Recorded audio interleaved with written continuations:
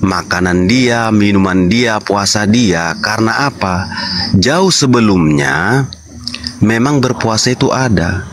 Dan buat saudara-saudara muslim yang pengen tahu, di dalam Kristen pun itu ada namanya berpuasa. Hanya saja kalau Kristen itu tidak harus dikatakan langsung ada namanya internasional lah, seperti umat muslim bulan puasa, bulan suci Ramadan diumumkan. Bukan. Karena apa?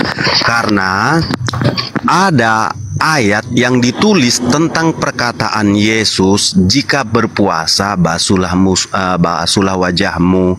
Katanya, maksudnya kalau kita mau berpuasa nggak perlu harus ditunjuk-tunjukkan berkoar-koar sama orang lain. Yang kedua, ajarannya apa? Bukan masalah makanan, karena terbukti Yesus mengatakan apa? Bukan apa yang masuk dari mulut yang menajiskan seseorang, tetapi yang keluar dari mulutlah yang menajiskan. Karena apa? Karena makanan yang dari mulut masuk ke mulut, ke perut, dibuang lewat dubur. Tetapi yang keluar dari mulut itu menajiskan. Karena apa? Bisa menyesatkan orang. Nah, itulah maksudnya. Jadi dalam arti kata yang saya ambil di sini penilaiannya apa? Contoh. Tapi saya bersyukur juga. Kenapa? Inilah memang benar perkataan Yesus itu. Contoh, banyak orang sekali bahkan sampai mati bunuh diri karena apa? Karena ucapan, fitnaan, omongan. Nah, di situ kan. Dan yang kedua, memang benar katanya banyak yang tidak yang dilakukan Kristen itu tidak seperti yang kata Yesus, katanya. Benar. Dan saya juga bersyukur karena banyak orang Kristen itu nggak percaya sama pendeta dengan kata-katanya. Tapi apa? Orang Kristen itu percaya dengan perbuatannya. Karena banyak juga yang terbukti kita lihat, ada dia dengan pendeta dengan bawa-bawa Alkitab, tetapi apa? Mencabuli, memperkosa, menyetubuhi, ya kan? Wah bang, kata-katanya jangan kayak gitu bang, nanti diblokir. Kata-katanya diperhalus bang. Yang memperkaos gitu.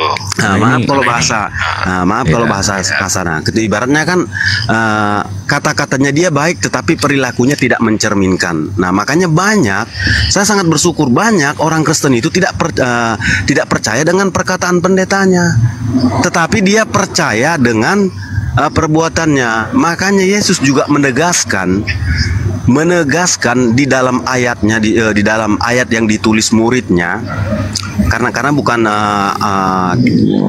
Injil itu bukan Yesus yang menulis gitu kan. Nah, di situ Yesus berkata, bukan setiap orang yang memanggilku Tuhan, Tuhan, Tuhan maka masuk surga, bukan. Tetapi yang melakukan kehendak Bapakku. Maksudnya apa? Jadi begini, banyak orang enggak, ini poinnya udah kebanyakan nih bang, nanti saya lupa nih bahas. Nah, kan tadi kan yang Bang Juma bilang tadi kan ibaratnya ajaran. Enggak kan abang tadi, ini saya tertarik sama yang abang bilang bukan enggak semua yang masuk ke yang haram itu yang keluar dari mulut gitu ya. Jadi ada kalimat di sini, tidak patut mengambil roti yang disediakan bagi anak-anak dan melemparnya kepada anjing. Itu ngomong ke ibu-ibu tua lagi minta tolong tuh dipanggil anjing tuh. Itu menurut abang tuh kalimatnya tuh halal tuh, apa kalimatnya haram tuh, gimana tuh bang? Izin bang, panggil orang anjing tuh bang. Bang Hector kayaknya lagi dia rekam layarnya, jadi suaranya doubling. Atau di speakerphone, jadi. Iya. Oke Bang Hector, bagaimana? Daripada Bang Hector ya, beli skincare aja Bang. Maaf ya. Jadi ya itu yang tadi yang saya katakan tadi, bahwa yang diajarkan kan tadi kan Mas Juma ini mengatakan orang Kristen tidak mengikuti apa yang diajarkan Yesus katanya. Makanya kan betul, saya tadi jelaskan. Nah, yang diajarkan Yesus apa? Karena di dalam Yesus itu bukan masalah perkara, contohnya dalam makanan, berpuasa apa? Karena apa? Pada saat orang-orang di situ, mereka itu udah tahu bahwa berpuasa iya. Nah, makanya dia banyak melakukan perumpamaan. Nah, terkait tadi seperti yang Bang Juma juga katakan tadi, jika agamamu tidak lebih baik dari ahli Taurat. Jadi yang dimaksud itu adalah kalau agama yang dimaksud Yesus itu adalah agama Yahudi. Karena pada saat itu udah ada agama Yahudi. Dan ahli Taurat itu siapa? Ahli Taurat itu adalah orang-orang yang beragama Yahudi. Jadi ibaratnya kepala-kepalanya lah. Jadi ibaratnya pendetanya lah begitu. Nah, jadi maksudnya itu apa? Maksudnya itu apa? Jadi kalau memang dalam keagamaanmu kamu itu nggak lebih baik dari perilaku ahli Taurat, itu ibaratnya sama aja omong kosong gitu. Karena apa? Karena di situ ahli-ahli Taurat itu hanya menunjukkan kata-kata, tetapi tidak bertindak, tidak melakukan tindakan yang benar seperti yang tertulis. Dalam satu contoh, kenapa tadi saya bilang saya bersyukur orang-orang Kristen tidak banyak yang mengikuti perkataan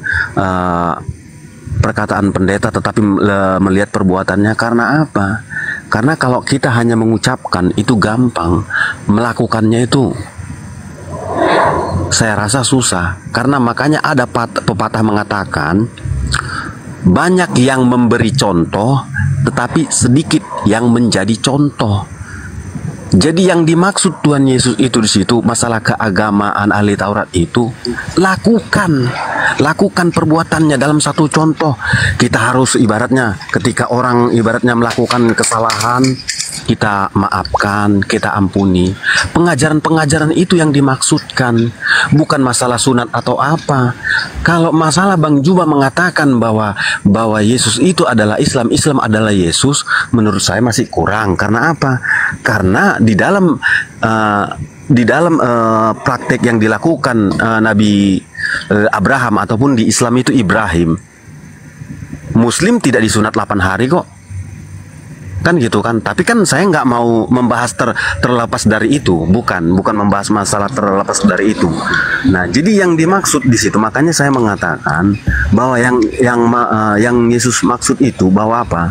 Orang-orang yang dihadapi itu adalah orang-orang yang paham. Kalau ibarat katanya, kalau di dalam Kristen orang itu adalah ahli-ahli Alkitab. Ahli-ahli Alkitab. Oke, ya, saya kira cukup ya, udah panjang banget tuh. Iya, poinnya enggak ngerti kita. Kelakuannya enggak seperti itu. Anda Oke, itu kita lebih komentar ya Ki Juma. Kepanjangan dah. sedikit sih. Anda itu lebih pantas dituhankan Kristen daripada Yesus. Kenapa? Anda lebih tahu tentang Yesus daripada Yesus tentang dirinya sendiri. Anda berkhutbah kemana-mana, yang dimaksud di situ adalah begini. Di mana Yesus mengajarkan kayak begitu? Yesus tidak pernah mengajarkan itu. Tafsiran Anda sendiri mutar-mutar kayak baling-baling rusak. Anda tidak pernah mengatakan hal seperti itu. Yesus mengatakan, masih banyak yang ingin aku ajarkan kepadamu, tapi engkau belum sanggup untuk menanggungnya. Berarti masih ada syariat, masih ada hukum-hukum, masih ada ketetapan-ketetapan, perintah dan larangan Tuhan yang Yesus belum ajarkan kepada Bani Israel, disebabkan Bani Israel belum mampu melakukan hukum dan syariat tersebut. Jangan Anda tambah-tambahi. Masih banyak yang ingin aku ajarkan, tapi kamu belum sanggup. Tetapi apabila ia datang, yaitu roh kebenaran, dialah yang mengajarkan segala sesuatu yang tidak sanggup kau lakukan hari ini. Maka lihat, apa yang di Kristen yang tidak sanggup dilakukan oleh orang Yahudi kira-kira? Yang mana? Nyanyi. Oh, jangan dibilang orang Yahudi jagonya nyanyi. Apa? Pesta. Jangan dibilang. Lalu apa yang tidak bisa dilakukan oleh orang Yahudi? Karena Yesus mengatakan, wahai orang Yahudi, masih banyak ajaran yang ingin aku ajarkan, tapi kamu belum sanggup untuk menanggungnya hari ini. Tapi apabila ia datang, yaitu roh kebenaran, dialah yang akan mengajarkan kepadamu segala sesuatu itu yang tidak sanggup kau lakukan hari ini. Nah, sekarang apa yang tidak bisa dilakukan oleh orang Yahudi hari ini di Kristen? Apa itu? Joget sayonara? Apa? Joget hari Minggu? Apa? ada yang tidak bisa dilakukan oleh orang Yahudi, melainkan ajaran Islam. Orang Yahudi suruh sujud berapa kali aja dalam sehari, berat, apalagi sujud sampai 5 kali minimal dalam sehari. Apa yang tidak bisa dilakukan di agama Kristen? Ajaran yang tidak bisa ditanggung oleh orang Yahudi hari ini, pada masa itu, pada abad pertama adalah ajaran Islam. Coba Anda suruh kemudian orang Yahudi sholat pada abad pertama seperti sholatnya umat Islam, bisa enggak? Dan coba Anda suruh orang Yahudi di abad pertama nyanyi-nyanyi kayak Anda, nyang, bisa mereka. Coba Anda suruh abad pertama orang berhaji, orang Yahudi itu suruh jalan kaki ke Arab sana, bisa? Gak bisa. Gak bisa mereka melakukan itu. Itulah ajaran Islam yang belum bisa disanggup dan belum bisa diajarkan pada saat itu. Bukan ajaran Kristen. Ajaran Kristen mah menghilangkan segala aturan. Efesus 2 nomor 15, dengan matinya anak Maria di atas tiang pohon, dia telah membatalkan segala perintah-perintah yang ada dalam hukum Taurat. Berarti agama Kristen malah lebih menggampangkan ajaran yang sulit pada saat itu. Yesus mengatakan ada ajaran yang lebih berat yang belum bisa kamu tanggung. Ajaran apa itu? Menyanyi di gereja. Para kali bah. Yang dimaksud ajaran yang belum bisa ditanggung itu ajaran Islam, bukan ajaran Kristen. Coba ajaran Kristen masukkan di abad pertama, bisa nggak? Bisa. Apa yang tidak bisa? Cuma menyanyi, ambil suling, ambil rebana, ambil gitar. Kalau tidak ada rebana, ambil ember, baskom, pukul-pukul baskom juga bisanya. Apa yang tidak bisa dilakukan di Kristen itu ada. Tapi coba suruh ajaran Islam di abad pertama, suruh mereka hafal 30 juz tuh, mampus, mereka tak akan mampu kemudian melakukan itu. Apalagi mau menginjakkan kaki ke Arab, tempatnya Nabi Ismail, mereka akan berat sekali meskipun ada pesawat, tak bisa. Makanya yang dimaksud ajaran yang belum bisa ditanggung itu adalah ajaran Islam. Bahkan sampai hari ini mereka belum sanggup melakukan itu. Kenapa? Mereka adalah bangsa tegar tengkuk. Kalau cuma sekedar nyanyi-nyanyi enyong mati masuk surga, bisanya mereka lakukan. Apa yang tidak bisa dilakukan di Kristen itu? Agama Kristen itu agama yang paling enak, agama yang paling nikmat secara duniawi. Jadi Anda keliru dengan mengada-adakan seperti itu. Yesus mengatakan Matius 5 nomor 20, jika hidup keberagamaanmu tidak lebih baik dari ahli Taurat, kamu tidak akan masuk ke dalam surga. Nah sekarang kalau hanya sekedar menjalankan 10 Taurat itu belum baik. Harus memiliki ajaran yang jauh meliputi semua aspek kehidupan manusia. Gak bisa kalau cuma 10 hukum Taurat itu apa-apaan, itu kecil bos. Yesus mengatakan harus ada ajaran agama yang lebih berat, yang lebih sempurna, yang lebih komplit dari ajaran ahli Taurat. Jadi kalau cuma 10 hukum Taurat ketinggalan zaman itu. Saya kira begitu Bung dari saya ngopi dulu ya, karena berat, kepala saya sudah berat. Namun sebelumnya teman-teman yang ingin memesan skincare silakan, ini ada Bang Suma apa ini dibesarin host itu Bang ada Suma Store. Bang Suma Store, di situ aja Anda pesan, Anda klik satu kali akan keluar jinnya di situ. Anda tinggal minta, wahai jin, aku minta mobil. Maka keluar akan kincirnya masuk di situ. Teman-teman yang kemarin pesan kincir tapi belum ada, silakan aja pesan di situ, dan di situ akan ada secara ajaib kinkernya nanti. Demikian teman-teman sekalian, dilanjutkan. Ya baik, terima kasih. Dari diskusi ini saya bisa kesimpulkan, katanya kalau ajaran Kristen dari abad 1 gampang dilaksanakan. Penilaian saya itu susah, tapi udah ada sedikit ibaratnya saya merasa bahwa saya lebih rendah daripada seseorang. Karena apa? Satu, seperti ya si Rasmi karena saya dari tadi dengarkan dia berbicara, diskusi dengan Bang Juma, saya selalu dengar bahasanya itu nadanya tetap tidak naik gitu kan, tetap tidak naik. Dari situ saya nilai kayaknya orangnya ini nggak emosian ya, memendam amarah gitu kan.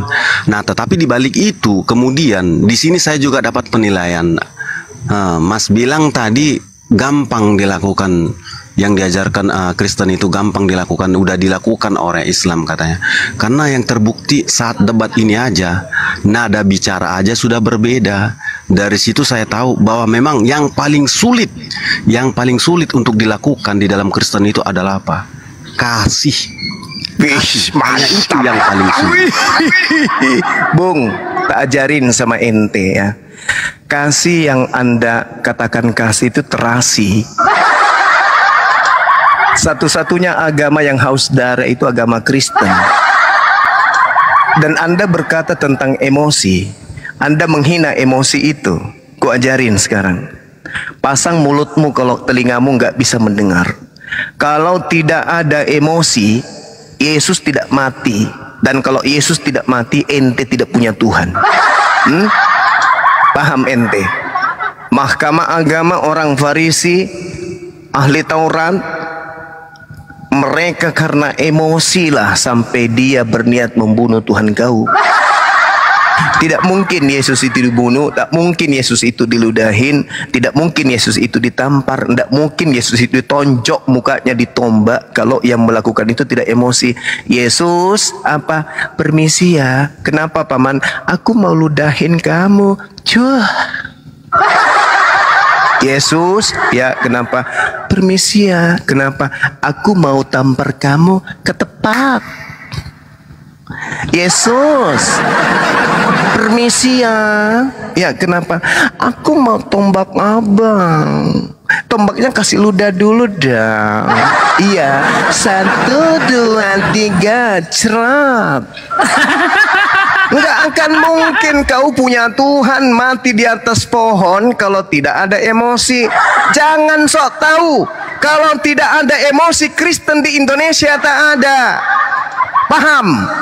Kalau orang-orang Belanda itu tidak emosi, membunuh rakyat pribumi, Karisteng tidak ada di Indonesia. Paham itu? Jangan kau hina-hina emosi. Memang saya jengkel. Kenapa? Karena saya yang ajarin ente siapa namanya tadi itu mutar. Makanya saya katakan ente lebih pantas disembah sama orang Kristen daripada Yesus. Karena Anda lebih tahu tentang Yesus daripada Yesus sendiri. Yesus tidak pernah mengajarkan dirinya seperti itu. Tapi Anda berani mengajarkan Yesus seperti itu. Artinya Anda lebih pantas disembah oleh orang Kristen karena Anda lebih tahu tentang Yesus daripada Yesus sendiri tentang dirinya. Wahai Yesus, aku ingin tanya samamu. Apa Bang Suma? Dengarkan. Yesus, ya, apakah kamu adalah Tuhan itu sendiri? Bukan. Wahai orang Kristen, ya, apakah Yesus itu adalah Tuhan itu sendiri? Ya, Yesus itu adalah Tuhan itu sendiri yang datang dalam rupa manusia.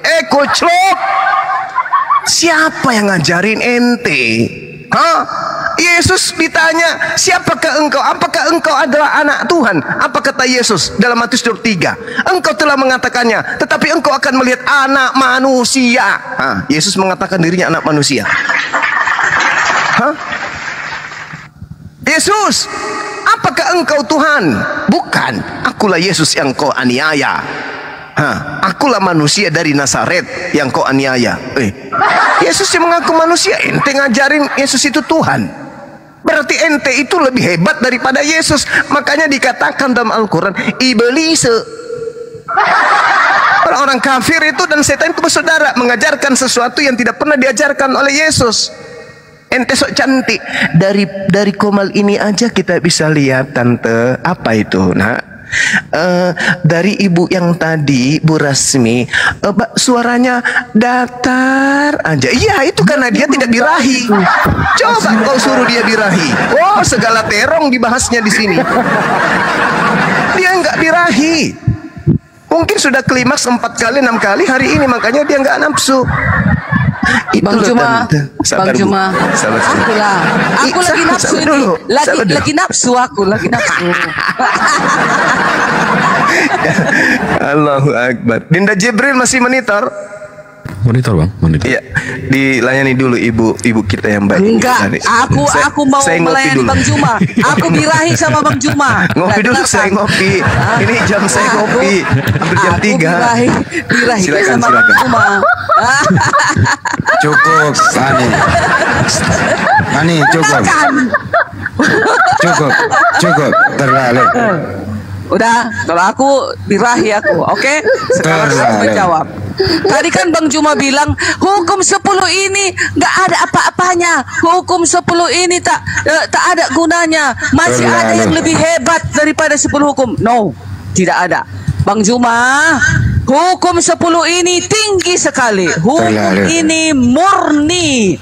Tidak ada bisa mengalahkan hukum ini ya. Tidak ada lagi manusia yang bisa menggantikan hukum ini. Kalau ada manusia yang bisa menggantikan hukum ini, berarti dia melangkahi Tuhan. Cukup Ani. Terlalu. Dengarkan dulu Bang Handi. Aku birahi sama Bang Juma ini, dengarkan. Soalnya aku tadi. Sebenarnya aku tadi mau tidurnya di bawah ya kan. Tapi karena dibilang Bang Juma tadi nggak penting ini 10 hukum ini, masih ada hukum yang lain yang lebih bagus lagi kan gitu. Bang Juma bilang nggak ada loh Bang Juma. Dan inilah tandanya bahwa kita mengenal Allah, yaitu jikalau kita mengikuti perintah-perintahnya 10 hukum ini. 1 Yohanes 2 ayat 3, 1 Yohanes 2 ayat 4. Barang siapa berkata aku mengenal Tuhan Allah, tetapi ia tidak menuruti hukum-hukum